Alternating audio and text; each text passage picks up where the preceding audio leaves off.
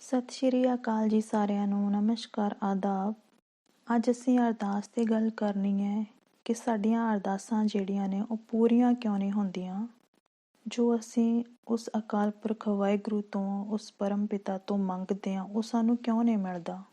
ਅਤੇ ਫਿਰ ਸਾਨੂੰ ਅਰਦਾਸ ਕਰਨੀ ਕਿਵੇਂ ਚਾਹੀਦੀ ਹੈ ਕਿ ਸਾਡੀ ਅਰਦਾਸ ਜਿਹੜੀ ਆ ਉਹ ਸਫਲ ਹੋ ਜੇ। ਭਾਵ ਜੋ ਅਸੀਂ ਉਸ ਅਕਾਲ ਪੁਰਖ ਤੋਂ, ਉਸ ਪਰਮ ਸ਼ਕਤੀ ਤੋਂ, ਪਰਮਾਤਮਾ ਤੋਂ ਜੋ ਅਸੀਂ ਮੰਗ ਰਹੇ ਹਾਂ ਉਹ ਸਾਨੂੰ ਮਿਲ ਜੇ, ਸਾਡੀ ਇੱਛਾ ਪੂਰੀ ਹੋ ਜੇ। ਤੁਸੀਂ ਵੀਡੀਓ ਨੂੰ ਸਕਿਪ ਨਹੀਂ ਕਰਨਾ, ਹਰ ਇੱਕ ਗੱਲ ਨੂੰ ਮਨ ਦੇ ਨਾਲ ਸੁਣਨਾ ਆ। ਤੁਸੀਂ ਪੂਰੀ ਵੀਡੀਓ ਨੂੰ ਬੜੇ ਧਿਆਨ ਨਾਲ ਸੁਣਨਾ ਆ, ਕਿਉਂਕਿ ਜੇ ਤੁਸੀਂ ਇੱਦਾਂ ਅਰਦਾਸ ਕਰਨੀ ਸਿੱਖ ਗਏ ਤਾਂ ਤੁਸੀਂ ਜੀਵਨ ਦੇ ਵਿੱਚ ਕਦੇ ਵੀ ਆਪਣੀ ਅਰਦਾਸ ਪੂਰੀ ਨਾ ਹੋ ਸਕਣ ਕਾਰਨ ਨਿਰਾਸ਼ ਨਹੀਂ ਹੋਵੋਗੇ। ਅਰਦਾਸ ਬਾਰੇ ਕੁਝ ਵੀ ਮੈਂ ਤੁਹਾਨੂੰ ਆਪਣੇ ਕੋਲੋਂ ਨਹੀਂ ਦੱਸ ਰਹੀ। ਇਹ ਭਾਈ ਰਘਬੀਰ ਸਿੰਘ ਵੀਰ ਜੀ ਦੇ ਬਚਨ ਨੇ, ਜੋ ਮੈਂ ਇੱਕ ਮਹਾਨ ਪ੍ਰਚਾਰਕ ਪਾਸੋਂ ਉਹਨਾਂ ਦੀ ਸੰਗਤ ਕਰਦਿਆਂ ਸੁਣੇ ਸੀ। ਅਤੇ ਮੈਂ ਬੜੀ ਹੈਰਾਨ ਹੋਈ ਕਿ ਮੈਂ ਤਾਂ ਐਵੇਂ ਪਹਿਲਾਂ ਸੱਚੀ ਕਦੇ ਸੋਚਿਆ ਹੀ ਨਹੀਂ। ਅਰਦਾਸ ਕੀ ਹੈ? ਅਰਦਾਸ ਦੇ ਵਿੱਚ ਇਨਸਾਨ ਜਿਹੜਾ ਆ ਅਕਾਲ ਪੁਰਖ ਦੇ ਨਾਲ ਗੱਲਾਂ ਬਾਤਾਂ ਕਰਦਾ ਆ। ਇਸ ਲਈ ਸਭ ਤੋਂ ਪਹਿਲਾਂ ਅਰਦਾਸ ਕਰਨ ਵਾਲੇ ਬੰਦੇ ਨੂੰ ਇਹ ਯਕੀਨ ਹੋਣਾ ਚਾਹੀਦਾ ਆ ਕਿ ਉਹ ਜਿਸ ਦੇ ਅੱਗੇ ਵੀ ਅਰਦਾਸ ਕਰ ਰਿਹਾ ਹੈ ਜਾਂ ਜਿਸ ਨਾਲ ਉਹ ਗੱਲ ਕਰ ਰਿਹਾ ਆ, ਉਹ ਦਰਅਸਲ ਹੈਗਾ ਵੀ ਹੈ। ਜਿਹਨੂੰ ਉਹ ਸੁਣਾ ਰਿਹਾ ਹੈ, ਆਪਣਾ ਦੁੱਖ ਸੁਣਾ ਰਿਹਾ ਜਾਂ ਜਿਹਦੇ ਤੋਂ ਜੋ ਉਹ ਮੰਗ ਰਿਹਾ ਉਹ ਹੈਗਾ ਵੀ ਹੈ। ਹੁਣ ਜੇ ਅਸੀਂ ਇੱਦਾਂ ਦੇ ਈਸ਼ਵਰ ਅੱਗੇ ਅਰਦਾਸ ਕਰਦੇ ਹਾਂ ਕਿ ਜਿਹਦੀ ਹਸਤੀ ਸੰਬੰਧੀ ਸਾਨੂੰ ਸ਼ੱਕ ਹੈ ਕਿ ਉਹ ਹੈ ਵੀ ਹੈ ਕਿ ਨਹੀਂ, ਤਾਂ ਫਿਰ ਅਸੀਂ ਕਿਵੇਂ ਸੋਚ ਸਕਦੇ ਹਾਂ ਕਿ ਸਾਡੀ ਅਰਦਾਸ ਜਿਹੜੀ ਆ ਉਹ ਪੂਰੀ ਹੋ ਜਾਏਗੀ। ਅਰਦਾਸ ਕਰਦੇ ਹੋਏ ਆਮ ਤੌਰ 'ਤੇ ਸਾਡੇ ਦਿਲ ਦੀ ਜਿਹੜੀ ਲੁਕੀ ਹੋਈ ਅਵਸਥਾ ਉਹ ਐਵੇਂ ਹੁੰਦੀ ਹੈ। ਅਸੀਂ ਕਹਿੰਦੇ ਹਾਂ ਕਿ ਹੇ ਵਾਹਿਗੁਰੂ, ਅਸੀਂ ਤੈਨੂੰ ਕਦੇ ਦੇਖਿਆ ਤੇ ਹੈ ਨਹੀਂ। ਸੁਣਦੇ ਹਾਂ ਕਿ ਤੂੰ ਹੈਗਾ ਆ, ਉਹ ਵੀ ਅਸੀਂ ਗ੍ਰੰਥਾਂ ਜਾਂ ਪੁਰਾਣੇ ਖਿਆਲਾਂ ਦੇ ਲੋਕਾਂ ਕੋਲੋਂ ਸੁਣਿਆ। ਇਸ ਲਈ ਅਸੀਂ ਚੰਗੀ ਤਰ੍ਹਾਂ ਨਹੀਂ ਕਹਿ ਸਕਦੇ ਕਿ ਤੂੰ ਹੈਗਾ ਆ। ਪਰ ਹੁਣ ਕਿਉਂਕਿ ਅਸੀਂ ਬੜੀ ਮੁਸੀਬਤ 'ਚ ਫਸ ਗਏ ਹਾਂ, ਸਾਡੀ ਅਕਲ ਤੇ ਚਤੁਰਾਈ ਸਾਡਾ ਸਾਥ ਨਹੀਂ ਦਿੰਦੀ, ਇਸ ਲਈ ਅਸੀਂ ਚਾਹੁੰਦੇ ਹਾਂ ਕਿ ਕੋਈ ਰੱਬ ਹੋਵੇ ਅਤੇ ਜਿਹੜਾ ਸਾਡੀਆਂ ਅਰਦਾਸਾਂ ਸੁਣ ਕੇ ਪੂਰੀਆਂ ਕਰ ਸਕੇ। ਇਸ ਵਾਸਤੇ ਪਰਮਾਤਮਾ ਕਿ ਤੂੰ ਜੇ ਹੈਗਾ ਆ ਬਾਬਾ ਤਾਂ ਸਾਡੀ ਮਦਦ ਕਰ ਦੇ। ਪਰ ਤੂੰ ਕਿੱਥੇ ਹੋਣਾ ਆ? ਜੇ ਤੂੰ ਹੋਵੇਂ ਵੀ ਤਾਂ ਤੂੰ ਸਾਡੀ ਅਰਦਾਸ ਕਿਉਂ ਸੁਣੇਗਾ? ਪਰ ਜੇ ਤੂੰ ਸੁਣ ਲਵੇਂ ਤਾਂ ਸਾਨੂੰ ਸ਼ੱਕ ਹੈ ਕਿ ਤੂੰ ਸਾਡੀ ਅਰਦਾਸ ਪੂਰੀ ਕਰਨ ਦੀ ਤੇਰੇ 'ਚ ਸ਼ਕਤੀ ਵੀ ਹੈ ਕਿ ਨਹੀਂ। ਪਰ ਅੱਛਾ, ਅਸੀਂ ਹੁਣ ਕਿਉਂਕਿ ਹੋਰ ਸਾਰੇ ਉਪਾਅ ਕਰਕੇ ਵੇਖ ਲਏ ਨੇ, ਸਾਡੀ ਤਕਲੀਫ ਨਹੀਂ ਖਤਮ ਹੋਈ, ਇਸ ਲਈ ਅਸੀਂ ਅਰਦਾਸ ਵੀ ਕਰਕੇ ਵੇਖ ਲੈਂਦੇ ਹਾਂ, ਕੀ ਪਤਾ ਕੋਈ ਤੀਰ ਤੁੱਕਾ ਲੱਗ ਹੀ ਜੇ। ਸੋ ਐਵੇਂ ਦੇ ਸ਼ੱਕੀ ਮਨ ਨਾਲ ਕੀਤੀ ਹੋਈ ਅਰਦਾਸ ਜਿਹੜੀ ਆ ਉਹ ਵਾਹਿਗੁਰੂ ਤੱਕ ਕਿਵੇਂ ਪਹੁੰਚੇਗੀ?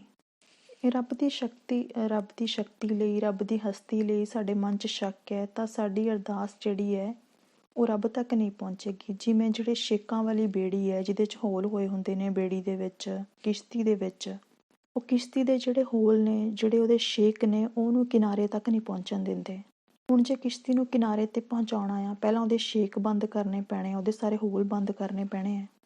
ਐਵੇਂ ਸੇਮ ਅਰਦਾਸ ਹੈ। ਜੇ ਅਸੀਂ ਜਿਹੜੀ ਆਪਣੀ ਅਰਦਾਸ ਹੈ ਉਹ ਵਾਹਿਗੁਰੂ ਤੱਕ ਪਹੁੰਚਾਉਣੀ ਹੈ ਤਾਂ ਸਾਨੂੰ ਪਹਿਲਾਂ ਉਹਦੇ ਲਈ ਆਪਣੇ ਸ਼ੱਕ ਸਾਰੇ ਦੂਰ ਕਰਨੇ ਪੈਣੇ ਹੈ। ਉਹਦੀ ਹਸਤੀ ਸੰਬੰਧੀ ਸ਼ੱਕ ਪਹਿਲਾਂ ਸਾਨੂੰ ਦੂਰ ਕਰਨੇ ਪੈਣੇ ਹੈ।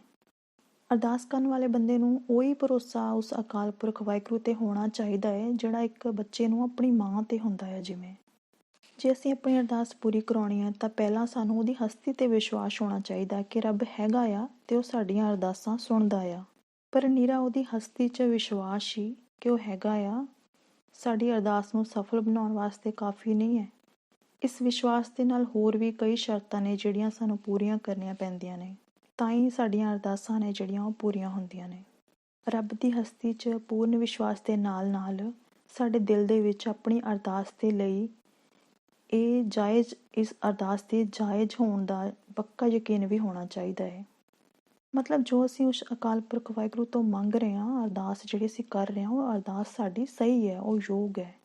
ਹੁਣ ਜੇ ਅਸੀਂ ਇਹ ਤਾਂ ਯਕੀਨ ਕਰ ਲਿਆ ਕਿ ਰੱਬ ਹੈਗਾ ਆ, ਪਰ ਅਸੀਂ ਉਹਦੇ ਤੋਂ ਮੰਗੀਏ ਕਿ ਹੇ ਵਾਹਿਗੁਰੂ, ਕਿ ਮੇਰਾ ਜਿਹੜਾ ਗਵਾਂਢੀ ਹੈ ਉਹਦਾ ਸਾਰਾ ਧਨ ਦੌਲਤ ਜਿਹੜੀ ਆ ਮੈਨੂੰ ਮਿਲ ਜੇ, ਸਾਰੀ ਦੁਨੀਆ ਬੇਵਕੂਫ ਬਣ ਜੇ, ਕੋਈ ਮੇਰੀ ਚਲਾਕੀ ਨਾ ਸਮਝ ਸਕੇ। ਹੁਣ ਇਹੋ ਜਿਹੀਆਂ ਅਰਦਾਸਾਂ ਵੀ ਪੂਰੀਆਂ ਨਹੀਂ ਹੁੰਦੀਆਂ, ਕਿਉਂਕਿ ਅਰਦਾਸ ਕਰਨ ਵਾਲੇ ਨੂੰ ਪਤਾ ਹੀ ਹੈ ਕਿ ਉਹਦੀ ਜਿਹੜੀ ਅਰਦਾਸ ਹੈ ਉਹ ਯੋਗ ਨਹੀਂ ਹੈਗੀ, ਉਹ ਸਹੀ ਨਹੀਂ ਮੰਗ ਰਿਹਾ। ਹੁਣ ਪਹਿਲਾਂ ਸੱਚਾਈ ਦੇ ਨਾਲ ਆਪਣਾ ਹੱਕ ਪੈਦਾ ਕਰੋ, ਫਿਰ ਮੰਗੋ। First deserve and then desire. ਹੁਣ ਜਿਨ੍ਹਾਂ ਲੋਕਾਂ ਦੀਆਂ ਅਰਦਾਸਾਂ ਮਨਜ਼ੂਰ ਨਹੀਂ ਹੁੰਦੀਆਂ, ਉਹਨਾਂ ਨੂੰ ਨਿਰਾਸ਼ ਹੋ ਕੇ ਅਰਦਾਸਾਂ ਕਰਨੀਆਂ ਨਹੀਂ ਛੱਡ ਦੇਣੀਆਂ ਚਾਹੀਦੀਆਂ, ਬਲਕਿ ਉਹਨਾਂ ਨੂੰ ਤਰੀਕਾ ਸਿੱਖਣਾ ਚਾਹੀਦਾ ਹੈ ਜਿਸ ਦੇ ਨਾਲ ਉਹਨਾਂ ਦੀ ਅਰਦਾਸ ਜਿਹੜੀ ਉਹ ਸਫਲ ਹੋ ਜੇ, ਪੂਰੀ ਹੋ ਜੇ। ਵਾਹਿਗੁਰੂ ਪਾਸੋਂ ਹਮੇਸ਼ਾ ਉਹੀ ਚੀਜ਼ਾਂ ਮੰਗੋ ਜੋ ਤੁਹਾਡੇ ਆਪਣੇ ਖਿਆਲ ਦੇ ਵਿੱਚ ਮੁਨਾਸਿਬ ਨੇ, ਯੋਗ ਨੇ, ਸਹੀ ਨੇ। ਹੁਣ ਜੇ ਬੱਚਾ ਆਪਣੀ ਮਾਂ ਤੋਂ ਮਿੱਟੀ ਖਾਣ ਦੀ ਜਿੱਦ ਕਰੇ ਤਾਂ ਕੀ ਉਹ ਖਾਣ ਦੇ ਦੇਗੀ? ਪਰ ਜੇ ਬੱਚਾ ਆਪਣੀ ਮਾਂ ਤੋਂ ਦੁੱਧ ਮੰਗੇ ਤਾਂ ਉਹ ਬੜੀ ਖੁਸ਼ੀ-ਖੁਸ਼ੀ ਉਹਨੂੰ ਦੁੱਧ ਦੇ ਦੇਗੀ।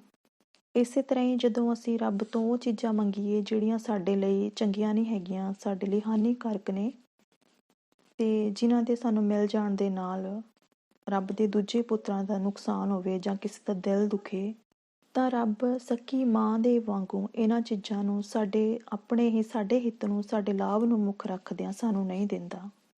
ਪਹਿਲੀ ਗੱਲ ਹੈ ਕਿ ਤੁਹਾਡਾ ਉਹਦੀ ਵਾਹਿਗੁਰੂ ਦੀ ਹੋਂਦ ਦੇ ਵਿੱਚ ਪੱਕਾ ਵਿਸ਼ਵਾਸ ਹੋਣਾ ਚਾਹੀਦਾ ਹੈ। ਦੂਜੀ ਗੱਲ ਹੈ ਕਿ ਤੁਹਾਡੀ ਅਰਦਾਸ ਦੇ ਸਹੀ ਹੋਣ ਸੰਬੰਧੀ ਵਿਸ਼ਵਾਸ ਹੋਣਾ ਚਾਹੀਦਾ ਆ। ਤੀਜੀ ਗੱਲ ਹੈ ਕਿ ਤੁਹਾਨੂੰ ਰੱਬ ਦੀ ਸਮਰੱਥਾ ਦੇ ਵਿੱਚ ਵਿਸ਼ਵਾਸ ਹੋਣਾ ਚਾਹੀਦਾ ਹੈ ਕਿ ਉਹ ਸਰਬਸ਼ਕਤੀਮਾਨ ਆ, ਕੁਛ ਵੀ ਕਰ ਸਕਦਾ ਆ। ਇੱਕ ਡਾਕਟਰ ਕਹਿ ਦਿੰਦਾ ਕਿਸੇ ਬੰਦੇ ਨੂੰ ਕਿ ਤੇਰੀ ਬਿਮਾਰੀ ਹੈ ਜਿਹੜੀ, ਇਹਦਾ ਇਲਾਜ ਨਹੀਂ ਹੈਗਾ ਕੋਈ। ਹੁਣ ਬਿਮਾਰ ਬੰਦੇ ਨੂੰ ਰੱਬ ਦੀ ਹਸਤੀ ਦੇ ਵਿੱਚ ਵੀ ਯਕੀਨ ਹੈਗਾ ਆ ਕਿ ਰੱਬ ਹੈਗਾ ਆ ਤੇ ਉਹ ਸੁਣਦਾ ਆ, ਤੇ ਉਹਨੂੰ ਆਪਣੀ ਮੰਗ ਦਾ ਵੀ ਪਤਾ ਆ ਕਿ ਮੇਰੀ ਮੰਗ ਵੀ ਜਾਇਜ਼ ਹੈ, ਠੀਕ ਹੋਣ ਲਈ ਮੰਗ ਰਿਹਾ ਮੈਂ। ਪਰ ਉਹਦੇ ਦਿਲ ਦੇ ਵਿੱਚ ਇਹ ਵਹਿਮ ਬਣ ਜੇ ਕਿ ਮੈਂ ਹੁਣ ਰਾਜੀ ਨਹੀਂ ਹੋ ਸਕਦਾ, ਮਤਲਬ ਮੇਰੀ ਬਿਮਾਰੀ ਨੂੰ ਤਾਂ ਕੋਈ ਵੀ ਠੀਕ ਨਹੀਂ ਕਰ ਸਕਦਾ ਹੈਗਾ, ਕਿ ਇਹਨੂੰ ਤਾਂ ਸ਼ਾਇਦ ਰੱਬ ਵੀ ਠੀਕ ਨਾ ਕਰ ਸਕੇ। ਫਿਰ ਤੁਸੀਂ ਰੱਬ ਦੀ ਸਮਰੱਥਾ ਤੇ ਹੀ ਜਿਹੜਾ ਹੈ ਉਹ ਵਿਸ਼ਵਾਸ ਨਹੀਂ ਕੀਤਾ, ਫਿਰ ਵੀ ਅਰਦਾਸ ਪੂਰੀ ਨਹੀਂ ਹੋਏਗੀ। ਜਦੋਂ ਰੱਬ ਨੂੰ ਸਰਬ ਸ਼ਕਤੀਮਾਨ ਆਖੀਦਾ ਹੈ ਤਾਂ ਇਹ ਗੱਲ ਸਾਫ਼ ਹੈ ਇੱਥੇ ਕਿ ਆਦਮੀ ਦੀ ਅਕਲ ਤੇ ਤਾਕਤ ਨਾਲੋਂ ਰੱਬ ਵਿੱਚ ਉਹ ਕੰਮ ਕਰ ਸਕਣ ਦੀ ਸ਼ਕਤੀ ਹੈ ਜਿਹੜੀ ਆਦਮੀ ਦੀ ਇਨਸਾਨੀ ਜਿਹੜੀ ਅਕਲ ਹੈ ਉਹ ਅਸੰਭਵ ਸਮਝਦੀ ਹੈ। ਗੁਰੂ ਅਰਜਨ ਦੇਵ ਜੀ ਨੇ ਰੱਬ ਜੀ ਦੀ ਸਰਬ ਸ਼ਕਤੀਮਾਨਤਾ ਸੰਬੰਧੀ ਦੱਸਿਆ ਕਿ ਜਦ ਵੀ ਇਨਸਾਨ ਦੇ ਆਪਣੇ ਖਿਆਲ ਅਨੁਸਾਰ ਉਹਦੇ ਜਿਹੜੇ ਦੁੱਖ ਨੇ ਉਹਨਾਂ ਦੀ ਹੱਦ ਹੋ ਜੇ, ਇਹੋ ਜਿਹੀ ਦੁੱਖ ਦੀ ਹਾਲਤ ਚੋਂ ਨਿਕਲ ਕੇ ਪੂਰਨ ਸੁੱਖ ਦੀ ਹਾਲਤ ਵੀ ਪੈਦਾ ਹੋ ਸਕਦੀ ਹੈ। ਜਾਕੋ ਮੁਸ਼ਕਿਲ ਅਤ ਬਣੈ ਢੋਈ ਕੋਇ ਨਾ ਦੇ, ਲਾਗੂ ਹੋਏ ਦੁਸ਼ਮਨਾ ਸਾਕ ਪੇ ਭੱਜ ਖਲੇ, ਸਭੋ ਭੱਜੈ ਆਸਰਾ ਚੁੱਕੈ ਸਭ ਅਸਰਾਓ, ਚਿਤ ਆਵੈ ਉਸ ਪਾਰ ਬ੍ਰਹਮ ਲੱਗੈ ਨਾ ਤਤੀ ਵਾਓ, ਜੇ ਕੋ ਹੋਵੈ ਦੁਬਲਾ ਨੰਗ ਭੁੱਖ ਕੀ ਪੀਰ, ਦਮੜਾ ਪੱਲੇ ਨਾ ਪਵੈ ਨਾ ਕੋ ਦੇਵੈ ਧੀਰ, ਸਵਾਰਥ ਸਵਾਓ ਨਾ ਕੋ ਕਰੇ ਨਾ ਕਿਛ ਹੋਵੈ ਕਾਜ, ਚਿਤ ਆਵੈ ਉਸ ਪਾਰ ਬ੍ਰਹਮ ਤਾਂ ਨੇਚਲ ਹੋਵੈ ਰਾਜ, ਜਾਕੋ ਚਿੰਤਾ ਬਹੁਤ ਬਹੁਤ ਦੇਹੀ ਵਿਆਪੈ ਰੋਗ, ਗ੍ਰਸਤ ਕੁਟੰਬ ਪਲੇਟਿਆ ਕਦੇ ਹਰਖ ਕਦੇ ਸੋਗ, ਗੌਣ ਕਰੈ ਚਹੁ ਕੁੰਟਕਾ ਘੜੀ ਨਾ ਬੈਸਣ ਸੋਏ, ਚਿਤ ਆਵੈ ਉਸ ਪਾਰ ਬ੍ਰਹਮ ਤਨ ਮਨ ਸ਼ੀਤਲ ਹੋਏ। ਜੋ ਚੀਜ਼ ਮੰਗੀ ਜਾਂਦੀ ਹੈ ਉਹ ਉਸ ਤੋਂ ਮੰਗੀ ਜਾਂਦੀ ਹੈ ਜਿਹਦੇ ਕੋਲ ਉਹ ਚੀਜ਼ ਹੋਵੇ। ਹਜ਼ਾਰਾਂ ਵਾਲੇ ਕੋਲੋਂ ਲੱਖਾਂ ਦੀ ਮੰਗ ਕੀਤੀ ਜਾਂਦੀ ਹੈ, ਲੱਖਾਂ ਵਾਲੇ ਕੋਲੋਂ ਹਜ਼ਾਰਾਂ ਦੀ। ਪਰ ਰੱਬ ਜੀ ਪਾਸੋਂ ਅਸੀਂ ਕੋਈ ਵੀ ਚੀਜ਼ ਮੰਗ ਸਕਦੇ ਹਾਂ ਤੇ ਪਰ ਉਹ 'ਤੇ ਸਾਨੂੰ ਵਿਸ਼ਵਾਸ ਹੋਣਾ ਚਾਹੀਦਾ ਹੈ ਕਿ ਉਹ ਦੇਣ ਦੇ ਸਮਰੱਥ ਹੈਗਾ ਆ। ਅਰਦਾਸ ਦੀ ਸਫਲਤਾ ਲਈ ਚੌਥੀ ਸ਼ਰਤ ਇਹ ਹੈ ਕਿ ਜਿਸ ਦੇ ਪੂਰੇ ਹੋਣ ਤੋਂ ਬਿਨਾਂ ਅਰਦਾਸ ਸੰਬੰਧੀ ਪੂਰੇ ਭਰੋਸੇ ਨਾਲ ਨਹੀਂ ਆਖਿਆ ਜਾ ਸਕਦਾ।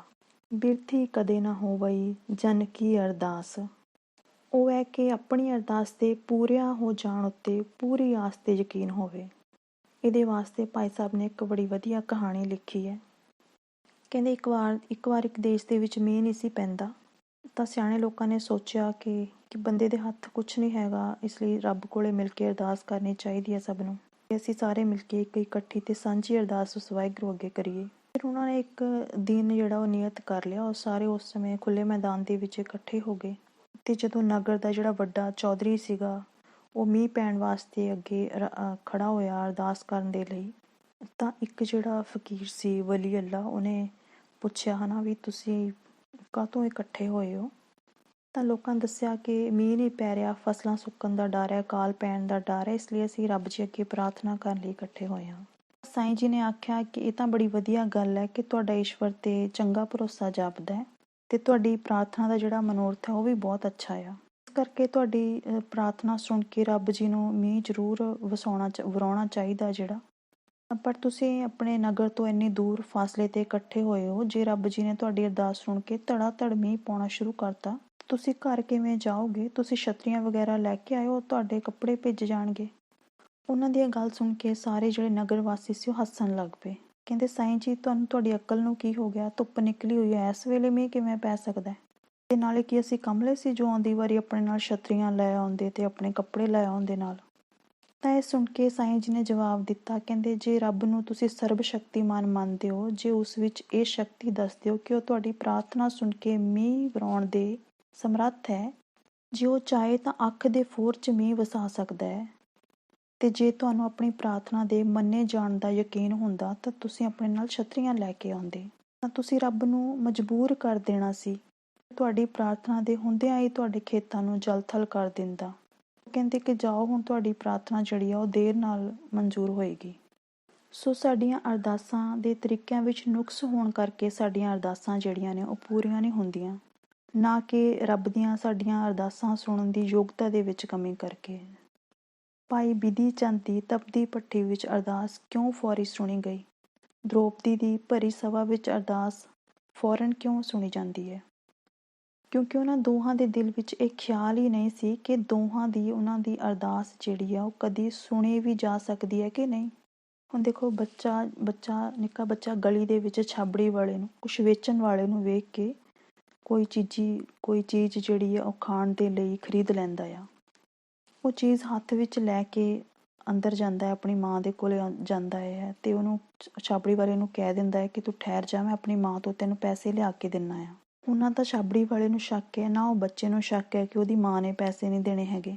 ਬੱਚਾ ਆਪਣੀ ਮਾਂ ਕੋਲੇ ਜਾਂਦਾ ਹੈ ਤੇ ਉਹਨੂੰ ਕਹਿੰਦਾ ਹੈ ਕਿ ਮਾਂ, ਮੈਂ ਆਹ ਚੀਜ਼ੀ ਲਿੱਤੀ ਹੈ ਤੇ ਤੁਸੀਂ ਮੈਨੂੰ ਪੈਸੇ ਦੇ ਦਿਓ। ਹੁਣ ਐਸੀ ਹਾਲਤ ਦੇ ਵਿੱਚ ਮਾਂ ਸਿਵਾਏ ਇਸ ਗੱਲ ਦੇ ਕਿ ਬੱਚੇ ਨੂੰ ਪੈਸੇ ਦੇ ਦੇਵੇ ਹੋਰ ਕੁਝ ਨਹੀਂ ਕਰ ਸਕਦੀ। ਇਸ ਕੀਤੀ ਹੋਈ ਅਰਦਾਸ ਦੀ ਪੂਰਤੀ ਨੂੰ ਰੋਕਣ ਵਾਲੀ ਕੋਈ ਸ਼ਕਤੀ ਨਹੀਂ ਹੈ।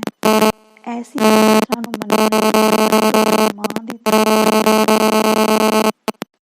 ਸੋ ਇਸ ਬੱਚੇ ਵਰਗੇ ਵਿਸ਼ਵਾਸ ਦੇ ਨਾਲ ਜਦੋਂ ਰੱਬ ਜੀ ਪਾਸੋਂ ਜਦੋਂ ਜੋ ਕੁਝ ਵੀ ਮੰਗੋ ਉਦੋਂ ਹੀ ਉਹ ਕੁਝ ਤੁਹਾਨੂੰ ਮਿਲੇਗਾ। ਬਸ ਸਾਨੂੰ ਠਹਿਰ ਆਖਣ ਦਾ ਹੌਸਲਾ ਹੋਣਾ ਚਾਹੀਦਾ ਆ। ਬੱਚੇ ਨੂੰ ਯਕੀਨ ਸੀ ਕਿ ਮੇਰੀ ਮਾਂ ਮੈਨੂੰ ਪੈਸੇ ਜ਼ਰੂਰ ਦੇ ਦੇਗੀ, ਇਸ ਲਈ ਉਹਨੂੰ ਛਾਬੜੀ ਵਾਲੇ ਨੂੰ ਬਿਨਾਂ ਕਿਸੇ ਸੰਕੋਚ ਦੇ ਆਖ ਦਿੱਤਾ ਠਹਿਰ। ਤੇ ਅੱਗਿਓਂ ਮਾਂ ਵੀ ਨਾ ਕਰ ਸਕੀ, ਕਿਉਂਕਿ ਉਹਨੇ ਵੀ ਸੋਚਿਆ ਕਿ ਮੇਰੇ ਬੱਚੇ ਨੇ ਮੇਰੇ ਤੇ ਮਾਣ ਕੀਤਾ ਆ, ਤੇ ਵੈਸੇ ਵੀ ਬੱਚਾ ਹੱਥ 'ਚ ਚੀਜ਼ੀ ਲੈ ਹੀ ਆਇਆ ਸੀ, ਮਾਂ ਨੂੰ ਪੈਸੇ ਦੇਣੇ ਹੀ ਪੈਣੇ ਸੀ ਕਿ ਬੱਚੇ ਨੇ ਮਾਂ ਤੇ ਇੰਨਾ ਵੱਡਾ ਵਿਸ਼ਵਾਸ ਕਰ ਲਿਆ ਸੀ। ਸੋ ਅਸੀਂ ਐਵੇਂ ਵਾਹਿਗੁਰੂ ਤੇ ਵਿਸ਼ਵਾਸ ਕਰਨਾ ਆ ਜਿਵੇਂ ਨਿੱਕਾ ਬੱਚਾ ਆਪਣੀ ਮਾਂ ਤੇ ਕਰਦਾ ਆ। ਵੀਡੀਓ ਨੂੰ ਸ਼ੇਅਰ ਕਰ ਦਿਓ ਜੀ, ਤਾਂ ਕਿ ਕੋਈ ਬੰਦਾ ਆਪਣੀ ਅਰਦਾਸ ਦੇ ਸਫਲ ਨਾ ਹੋਣ ਕਾਰਨ ਜੋ ਨਿਰਾਸ਼ ਹੋਇਆ ਆ, ਉਹ ਅਰਦਾਸ ਕਰਨ ਦਾ ਤਰੀਕਾ ਸਿੱਖ ਸਕੇ ਤੇ ਉਸ ਪਰਮ ਸ਼ਕਤੀ ਤੇ ਵਿਸ਼ਵਾਸ ਕਰ ਸਕੇ ਜੋ ਸਰਬ ਸ਼ਕਤੀਮਾਨ ਹੈ। ਅਸੀਂ ਸਾਰੇ ਉਸ ਸਰਬ ਸ਼ਕਤੀਮਾਨ ਤੇ ਵਿਸ਼ਵਾਸ ਕਰੀਏ ਤੇ ਆਪਣੀਆਂ ਅਰਦਾਸਾਂ ਸਫਲ ਬਣਾਉਣ ਦਾ ਯਤਨ ਕਰੀਏ। Subscribe and share this channel. Thank you everyone.